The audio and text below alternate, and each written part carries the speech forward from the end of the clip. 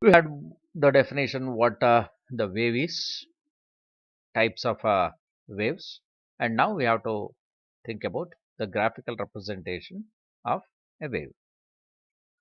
The general graphical representation of a wave is expressed like this. Say this is the two axis system. We can have time on the x-axis and the displacement on the y-axis. Whether this is the x displacement or the y displacement, it doesn't matter. Okay. So any simple harmonic wave is represented by means of a sinusoidal wave. Okay, a sinusoidal wave. At this point, we call t equal to 0. This is the beginning of the wave. And from this position to, okay, when you run over the wave, so this point, this is the completion of one cycle or one wave, one full wave, one full wave. Okay, and time taken to reach the wave, time taken by the wave to reach this point is a t equal to capital letter T, and this capital letter T is called the period of the wave.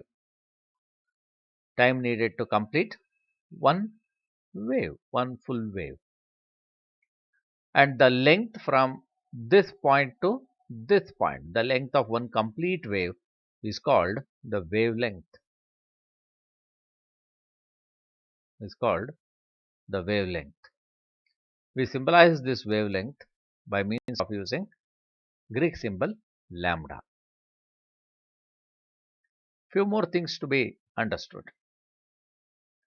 See, when the particle displays from the mean position is this horizontal line. So any point on this line represents the mean position.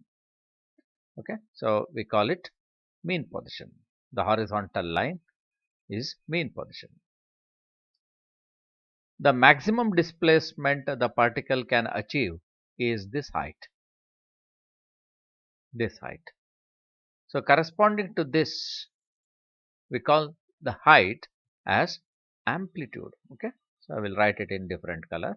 It becomes easier to understand.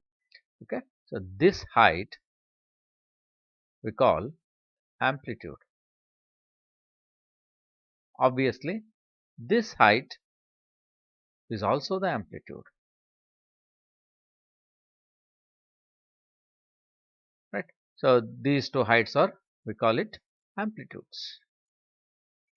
So when the particle is in amplitude, we write x equal to say plus a, and on here x equal to minus a.